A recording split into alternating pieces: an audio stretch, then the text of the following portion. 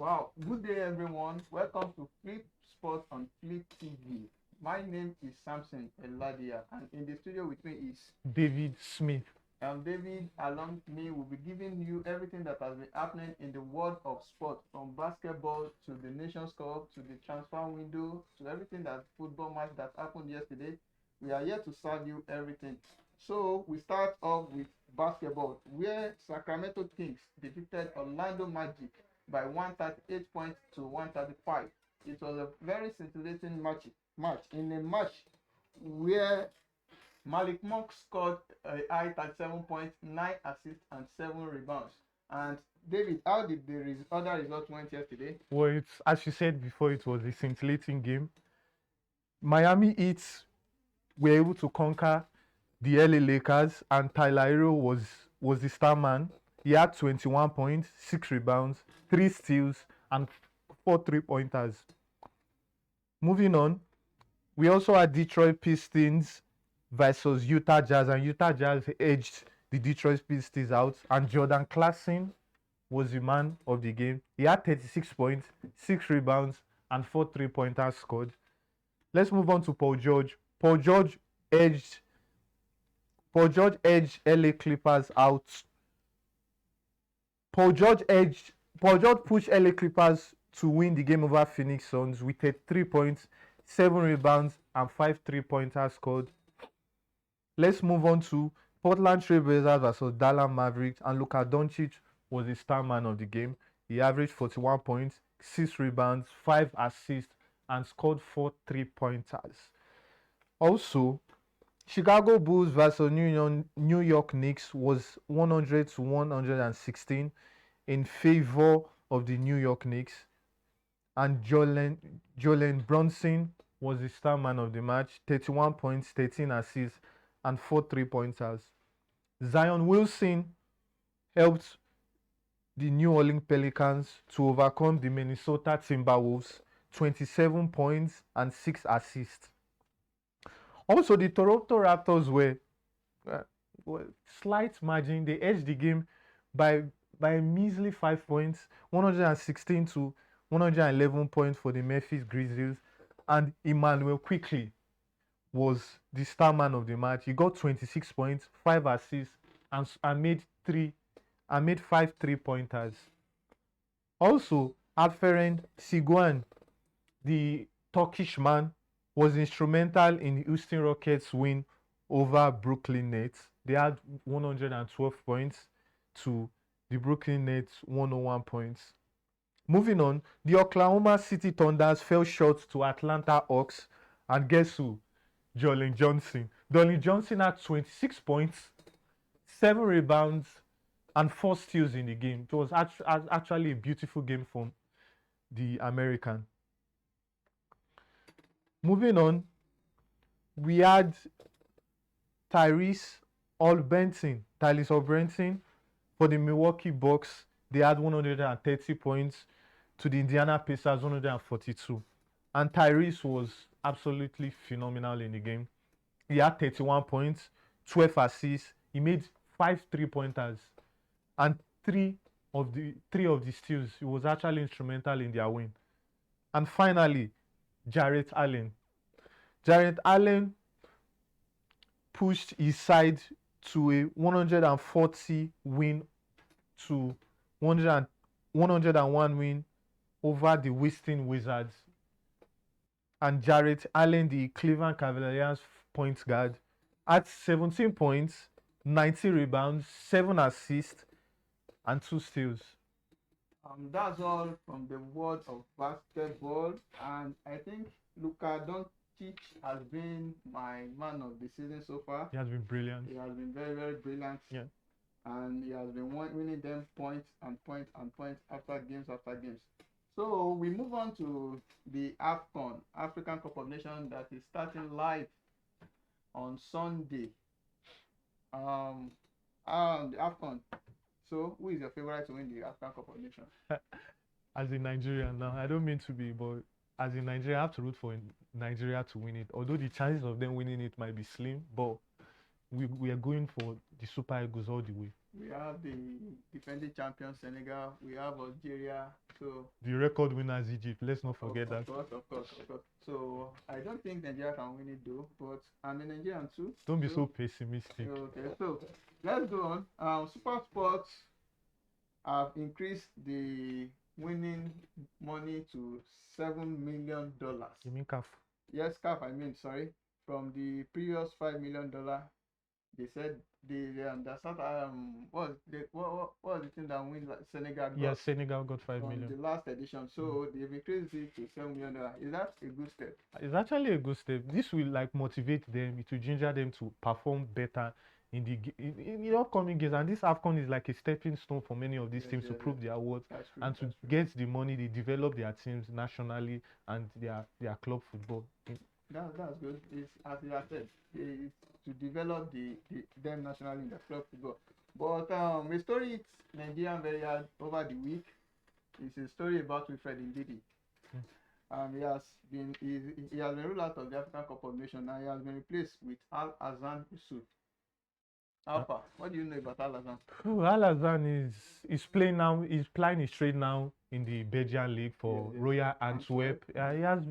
He got just 2 assists now in 15 games now for Royal Antwerp. Do I think he's a perfect replacement for Wilfred Ndidi? I doubt it. But with the way he's looking, we are falling short in the midfield department, and he's not looking good for the Super Eagles of Nigeria. We really have a long way to go. We can't rely on the services of Alex Iwobi. Can't do everything for us. He's not a defensive midfielder. We look at Joe Aribo. Joe Aribo has been on and off for his club side recently. Franco Yeka is literally a non-starter in Brentford. Let's just see how it goes, but we hope and pray for the best. Let me take it up from there. Frank Oyeka that you just mentioned now. I think he is the immediate replacement for Wilfred Ndidi in this team. So, what do you think he can do in this team? I don't know. When you compare both players, I no disrespect to Frank Oyeka, but Ndidi actually edges it out by far. He has played for Leicester. He recently before they got relegated to the championship. He was in the Europa League. He knows what it takes. He has played for the national team. He was in the national team before Frank Oyeka, so he knows what it takes to play in the national team. He has the experience and also our captain deputized for Victor Osimhen when he was out injured. So when we look at that midfield, who can we really rely on? Wilfred Ndidi is probably the first name that will come to mind in that midfield. And Frank Oyeka, it's going to be hard for him to step into the shoes of Wilfred Ndidi. But let's all the best. Let's see how it goes for the Super Eagles of Nigeria. Let's see how it goes for the Super Eagles of Nigeria. That's according to Smith beside me. So as for me, I think Oyeka is the best person that can fill the void that has been left by Wilfred Ndidi. We know he is very good. We know what he can do. He is the assistant captain of the team. He is deputizing for Ahmed Musa. Ahmed Musa is also in the team. I think he's been called up because of his experience. Because some people have been prioritizing for him that he should be in the team, and he has been called. Do you think he can add anything to this team? I don't mean to be rude, but anyway, like I said before, the Royal Antwerp guy, he seems to have flourished kind of in his club side. So I feel like competition. We definitely need competition. With Ndidi out, we need competition in that team. And I'm glad that someone in the mood of Hassan and Oyeka are there. Let them slug it out and see we finally make it to the starting lineup on our first game next weekend. Next weekend we are playing on Sunday. Yes. We are playing against Equatorial Guinea, and the match promises to be a very interesting one. Okay, let's move on and go to the players that are in camp already now. I think there are a total of 19 players now. Stanley Wakali. I want to start with the goalkeeper first. Stanley Wakali, Francis Uzo, and Olorunleke Ojo. Let's start from there. Francis Uzo, Stanley Wakali, and Olorunleke Ojo. Who do you think should start for us in the first game? Let's look at it from this angle now. Okay. Francis Uzo has been in the team for a very long time. He went with us to the 2018 World Cup in Russia. It was crucial. He was actually very instrumental in our group stage game, but we fell short to Argentina. Argentina, So when it comes to experience, Uzor should be the one to start ahead of every other person there. But his recent run of forms now has not he has not given him he have not he has not given him this belief. You look at our goalkeeping department, and there's no one you can beat your chest and say, oh, this should be our number one. What of Olorunkeju? He has been doing well for his club. He has been doing well. He has been doing well, but transitioning into the national team is an entirely different ball game. You can't just trust him into the midfield and expect magic to happen. No, there's a level of confidence he has to build in his defense line, so that they will get this understanding. And Francis O is probably the best bet we have in our in our goalkeeping department now. I will also go with Francis Uzor. So the defenders that are being invited are William Trostekong, Bright Osai Samuel Olaina, Seidu Sanusi, Bruno Oyemiachi, Shemilogo Ajayi, Calvin Bassi, Chidioze Awazem, and Kenneth Omero. Among all these names now, there is a particular name there that I don't even know his influence in the team. I don't know anything. Anytime he's been invited into the team, I don't think he offers us that. I don't mean to be rude too, though, as I've always said. So that name is Chidozie Awazem. So I just don't know what he's doing in the team. I prefer this guy that plays at Lecce in the Syria. This Oyibo guy, Tyron Ebue. I prefer him to this guy. So do you have anything to say about that? Let's be sincere, with all sincerity and honesty. Chigozie Awazem is actually a squad player. He has been in the national team for a very long time. And I feel like now we actually need players who understand the style of play. Players who have been in the team, who have been able to integrate it to our system of play, because we know the European standard and the African standard are entirely different. It's an entirely different ball game. Now we need the physicality compared to Europe, where it deals with flair and tactics, but now with more of the technical part, more of the physical part. So what Awaze brings now, Awaze brings option. He brings option to the team, because when Awaze is in the team, it gingers the players that if they slip up in any of the games, there's somebody that is there who understands the game, who will step in and deliver the goods for them. We just need competition in the entire team, and we need the right players, we need the right mentality, we need 100%. So let's move on from there. So the midfielder Alhassan Yusuf, that's the replacement for Ndidi surely. Rafael Onyedika, Joe Aribo, Frank Oyeka, and Alex Iwobi. With this midfield, do you think we can go far in this Nations Cup? I'm looking at the midfield now, and I'm trying to figure out who is the standard player there. Iwobi is the standard player. Iwobi has been a little shaky in the national team. Remember the last Afcon, he got a red card. He came off the bench and totally destabilized the entire atmosphere of the game. But I think he has been doing well for FUAM recently. He has been doing well, but like I've been saying now, what does he bring to the national team now? Because players seem to perform at a certain high 100% level compared to when they come to the national team. Will he be ready to lay it out on the field of play? Will he be ready to deliver the goods? Will he be ready to do all what it takes to give us just 100%? Basically, it's hard for me to explain this. That's why I'm stuttering. Our midfield is very, very shaky. I can't beat my chest and say these guys are going to give us what we win. So the forward line, that is our powerful strength. We have Kelechi Iheanacho, though is still doubtful for the competition. Samuel Chukwueze, Moses Simon, Ademola Lookman, Victor Osimhen, Victor Boniface, Ahmed Musa, and Sadiq Umar. During the past week, I had someone, that is our former under-23 coach Samson Siasia. He said he is rooting for Sadiq Umar to be the top striker out of Victor Osimhen and Victor Boniface. What can you just say to that? Oh, Sadiq Umar has actually been brilliant for his club side. I think, was it last weekend? There was a goal he scored from the edge of the box. That was actually a beautiful goal. That should be in the Puskás award for this year. If you say so, I doubt it, but if you say so. But coming off the back of that point now, the forward line, we have everything. We have the youth. Yes. We have the energy, we have experience, we have creativity. Yes. The Victors, they are banging in goals for their club side. Kelechi Iheanacho has been impressive for Leicester. Chukwueze has been he has kind of had a kind of horrid season, but he seems to have been getting his footing in AC Milan. And Ademola Lookman, don't forget Ademola, he has actually been very brilliant very for brilliant. Atlanta. Yes. So looking at the forward line now, let's see whether what Pissarro will be able to tweak. Because when you have someone in the mode of Victor Osimhen and someone in the mode of Boniface, two very lethal strikers, what do you think what style of play do you think your team will be able to adapt to? Is it more of an offensive game or is it more of a compact? But I feel like you should start the two of them and make it kind of a diamond formation for them. Yes. Victor Osimhen will be up front, then Victor Boniface will feed off him, and that will actually, it will bang in goals. If going by what they have done for their club side, but we can let's see how it pans out as we say. I because believe we will go far in this Nations Cup with this our front line. I hope and I pray. It's not, let's leave prayer out of this. We need to do our own work. We just need to do it. So there are total numbers of 19 players in camp already.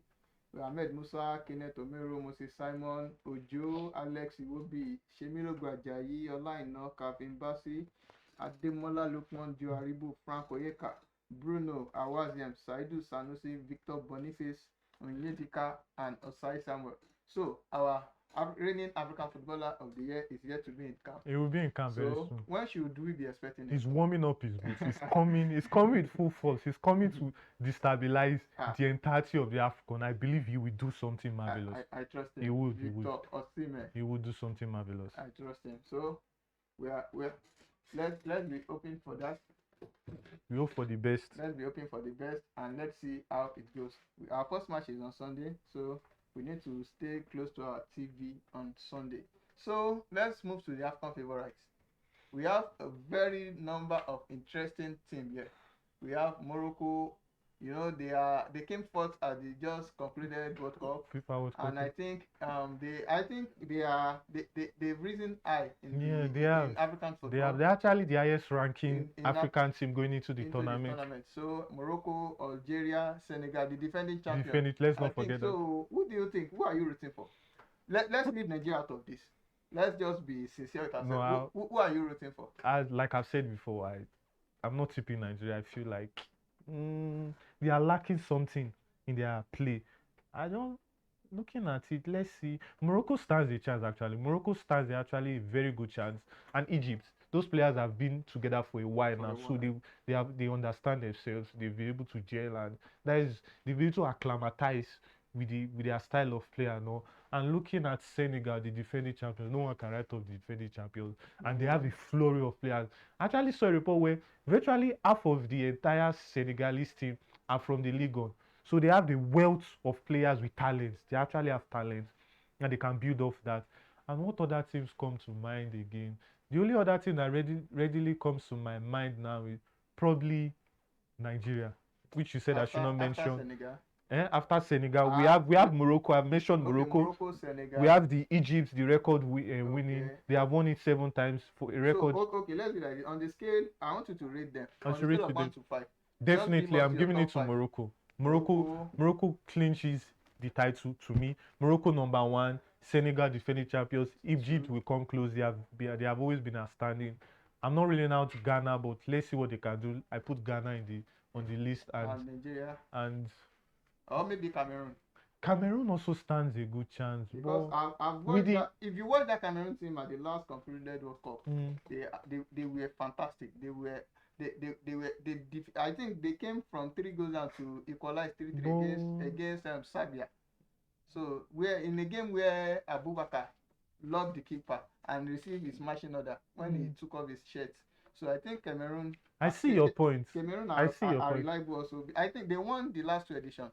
2019. I think they won it. And they came third. They actually came third. The last tournament, they were the ones that hosted it, and Vincent Abubakar was terrific for them. Wow. And so let's see how it goes. But like I said before, Morocco is up there.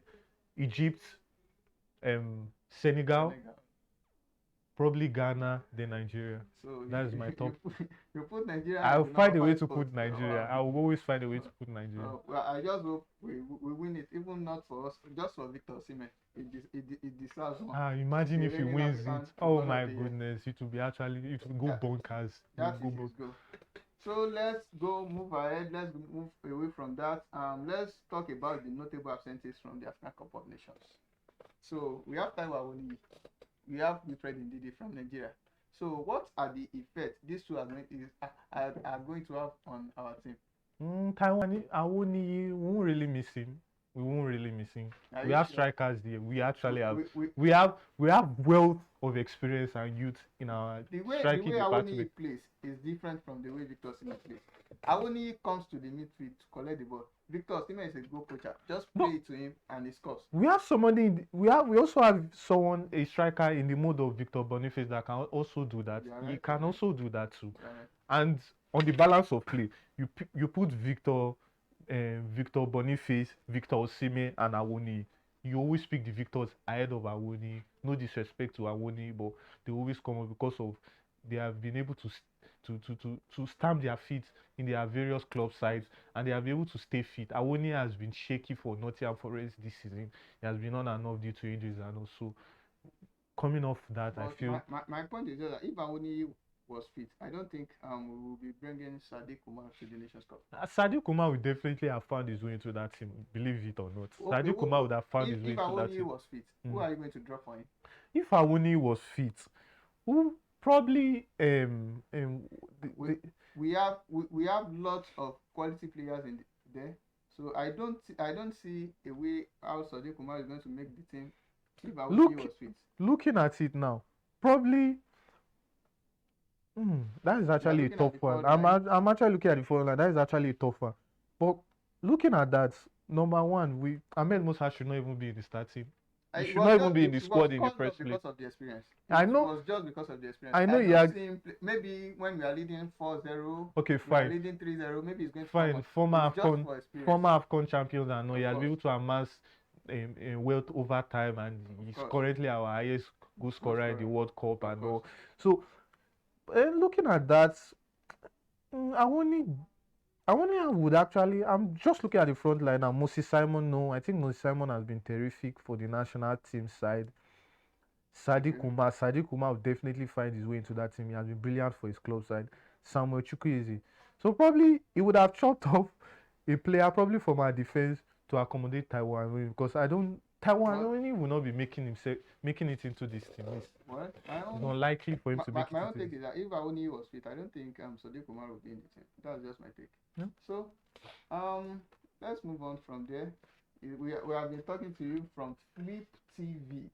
So we have been looking about everything that has been happening in the world of sport, from basketball to football, and we are on the African Cup of Nations. Yeah. So let's move on to Paris Saint-Germain.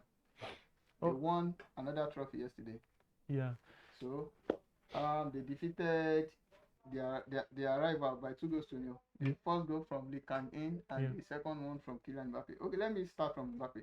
His contract will expire at the end of this season. So if you are in Kylian Mbappe's shoe, what will you do? First of all, I'm leaving that team. I'm leaving the French League. There's nothing. He has been winning trophy there, though. He has been winning trophy, but we all know this guy has literally achieved everything apart from the World Cup. And looking at this Paris Saint-Germain side, they won't give him what he wants. They actually won't give him what he wants. So you should leave there to a side like Madrid, who are willing and able to win the Champions League for them. They have the wealth, they have the experience, they have the youth, they have everything.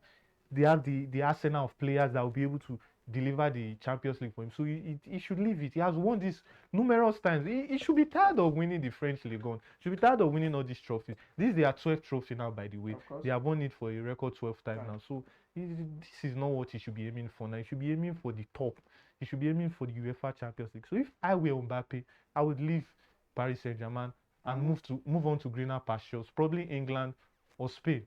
Okay, you said probably England. So if you are in his shoes, which team will you move to in England? Looking at England now, because of the style of play, the kind of player he is, Liverpool definitely suits him. looking at, because he tends to break off Yes, during yes, the counter attacks. during the And cross, he has the cross. pace, so he'll be able to He- complement Salah on the other Is wing, and he Salah can play type through of the player. middle. Yeah, he can play through the middle. There's Gakpo there, there's Diaz there, and there is always Trent Alexander-Arnold and Robertson for both sides of the wing who'll be able to deliver across. And Van Dijk has this eye for always finding the top man up front with his long range passes that splits through defenses.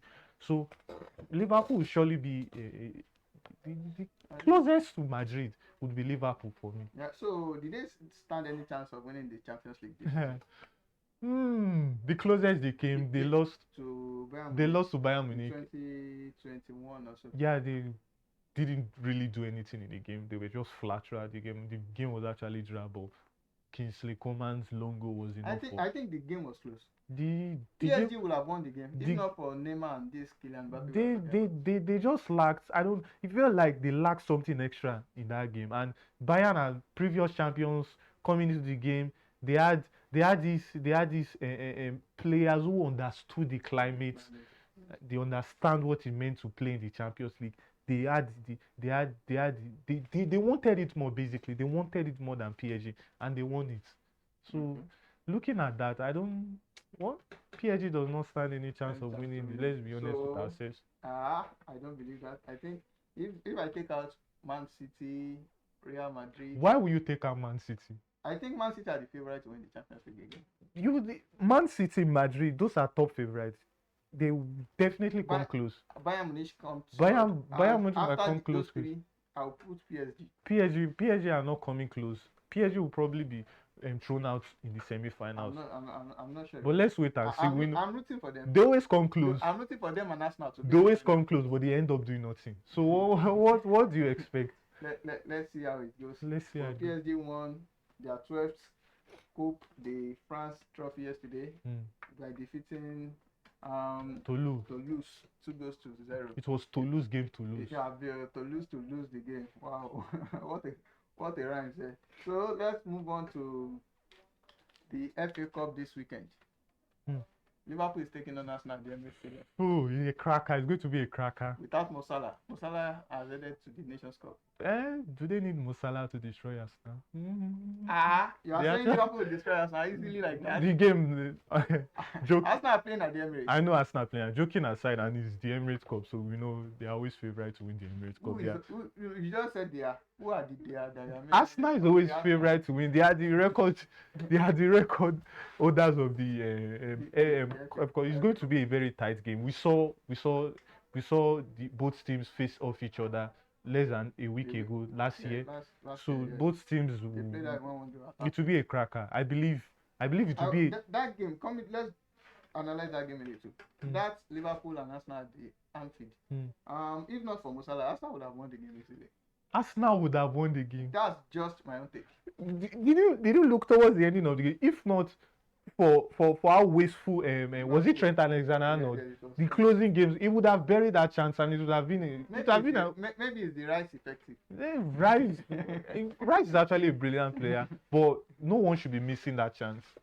It was actually a clear-cut chance. He should have buried it, giving Liverpool the lead. You're right though, but that's just for me. If Salah was not in that game, that's football. Anything can happen. Because Arsenal also missed a very good chance. Yeah, I saw they missed a sitter too. Was it that Gabriel Martinelli? He missed a sitter. So Arsenal would have gone up 2-1 before halftime. Yeah, but the balance of play, both sides actually had the chance of winning the game, but they fell short. So he's always a cracker. He's always going to be feisty. They are both rivals. They know themselves. The Londoners and the Merseyside, they always have this rivalry, this conflict that stretched back long ago. So they understand each other, and it will be a cracker. The match promises to be a very, very interesting one. It's happening on Sunday, 5:30 Nigerian time.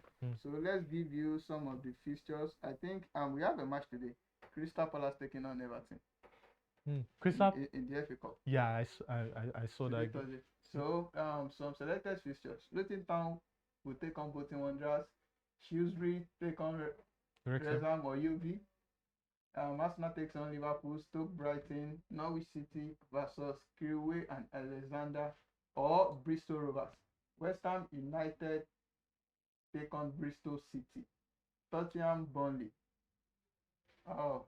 ties to be played at the weekend of 6th of January. That is this weekend. Yeah, this coming weekend. So all these matches promises to be interesting. So there is also one point I want to talk about. I had what's it called? This Cameroonian goalkeeper. Andre Onana. Andre Onana said he's going to play for Man U before going to the Yes, camp next week. The match is coming up next week. Yeah, Man U versus Tottenham. I think probably 3 or 4 days before. Is it before or after? Before the Afcon. I think they are playing the FA Cup this weekend. And No, Afcon is starting on Sunday. On Saturday, sorry. Yeah, I saw that. And Cameroon, I don't know what Cameroon are doing. you have a top draw goalkeeper in Andre Onana, and you leave him to lose all the confidence. Leave him to lose all the confidence in Manchester United, and he comes in and he starts shipping in goals for his national team side. They don't regret that action. So we have some matches in the La Liga yesterday. The highlights of the day, Girona defeated Atletico Madrid. Girona, they are fairy tale run. What are their chances of winning the league? They are showing that they know what they are doing. They are showing that they have the fight, they have the hunger. You saw the game. They actually came back from each time they went ahead. Morata was always there to level the tie. He came. Scored first. Morata equalizes. They scored 3-1. Bagging an hat-trick. Morata score and score again before they score the final. Death of time. They have this champion mentality, and just like Leicester some years ago, they have this championship mentality. And if they keep on going this stride now, they will definitely come close to, if not winning the La Liga. The most scary thing about this team is that they sold 4 of their influential players last season. Yeah. And they are still playing in this way. They know what is their secret? I believe their secret is, first of all, they are a very compact team. They are playing with togetherness, which is very vital for any. They play as a team. They don't play as an individual. They play as a team. They defend together. They attack together. They are very resolute. Generally, they are very resolute. When they come up against big teams, they defeated Barcelona. Yes. Now they are defeated Atletico Madrid. I think it was even in the Camp Nou. Yeah, it was. Yes, they defeated them in Camp Nou. 3-1. They defeated them in Camp Nou. So they know what they are doing. It's not a fluke. It's not a fluke. They know what they have to do to win this league, and they are going for it. Take out the big teams. To win the league? Yes, take out Real Madrid is. Take out the big teams, and that is all. You will definitely win it. They are close. The only thing separating them from Madrid is actually the goal difference, and they are pulling their weight. They are doing something, and it will go a long way. I just think the best they can get this season is just to go to the Europa League. I'm not even. They will go to the Champions League. I'm not sure they will go to the Champions League. With the way they are going, they will go to the Champions League. You can't write them off. Let's round up the show with some bit of transfer news. Transfer gossip, rather. We are hearing that Jadon Sancho is going to Dortmund. How true is the story? Manchester United fans will be jumping on their chairs now. They'll be very happy because Sancho has been probably the worst transfer in. What of Anthony? Anthony has been he has been doing something. He starts basically as long as you start a game, it shows that you have the hunger. But Sancho's in discipline.